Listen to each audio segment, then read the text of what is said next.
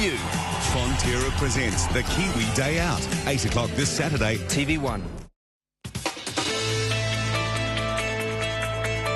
If you're a fan of robots, the real thing is inevitably disappointing compared to what we see in the movies. Until now. Phil K. Dick is not only realistic looking, but a robot who can hold a conversation and show basic human empathy. So does that make it more human than our reporter? We sent Mark Kreisel to find out. So let's see how he survived the trip. You've got to wonder what customs would say, Oh my God. if they opened David Hanson's luggage. And this is Philip. This is Phil, yeah. Phil. Philip K. Dick.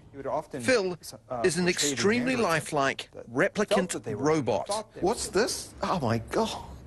That actually feels disturbingly real. Yeah. Well, it's... This is what, frubber? Frubber, for flesh rubber. It matches the physical characteristics of human flesh, facial flesh. Is this as real as you can get? Or as close as you can get? It's the closest to the human that I know of. Phil K. Dick, the robot, is inspired by Philip K. Dick, the sci-fi author who in turn inspired a young David Hanson. Philip K. Dick really envisioned quite clearly a future where androids and humans would be friends, companions, or sometimes perhaps, mortal enemies. One of his books went on to become the movie Blade Runner, a future where human-like robots live amongst us. At some point, it is possible that we may be able to give that spark of consciousness and free will to robots that are unlike us. I want to make them like us so that we can go into that future hand in hand. David Hanson is a visionary, a guru in the field of robotics. You're a good boy, Phil. Phil K. Dick, just one of his creations. What do you see when you look into his eyes, though?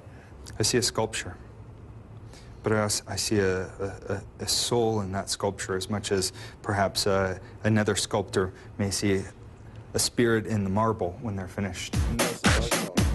It's about making machines with something resembling a heart and soul.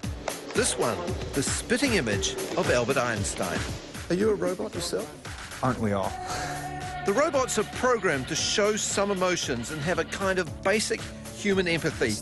Check out Phil's face. Now he's showing you his basic facial expressions. He's looking around. He's seeing motion.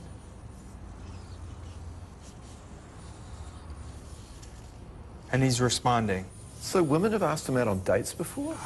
Several women have said, seriously, I'll take this robot on a date.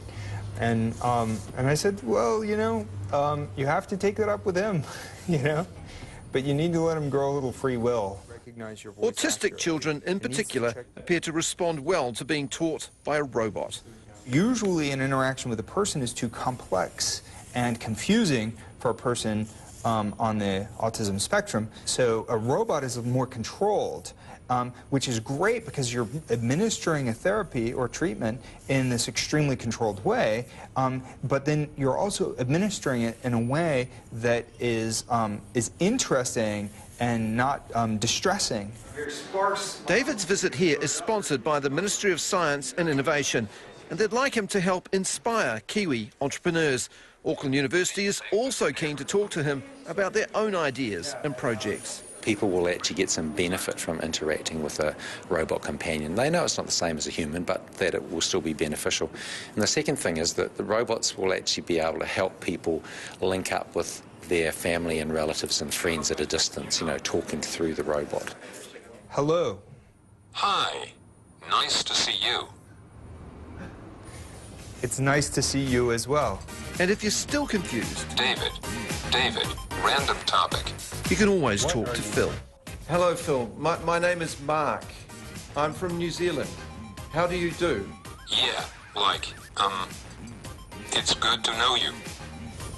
It's good to know you too. Even if you do sound like you're teaching remedial English to a class of foreigners. If I say, "G'day, mate," does that mean anything to you? Yeah, I am charmed to meet you, my friend. Tell me what you think about the future, Phil. What are your dreams? Oh, right. What I'm looking forward to in the future. It's just being able to chill with my homies, and my homies are these people and robots. But people are more interesting. Well, maybe robots are. I don't know, it's hard to say. The jury is still out on that one about who's more interesting, who's more fun to hang out with, people or robots. Only time will tell. Look deep into those eyes. This could be what the future looks like, and it may be closer than you think. Phil, it was very, very nice to meet you. Welcome to New Zealand. Back to what I was saying. Nice to meet ya. We have a term in television, it's called the talking head. This, of course, is taking it to the extreme. On the plus side, though, Mark Kreisel's really picked up on his conversational skills. Up next, a spot of gin.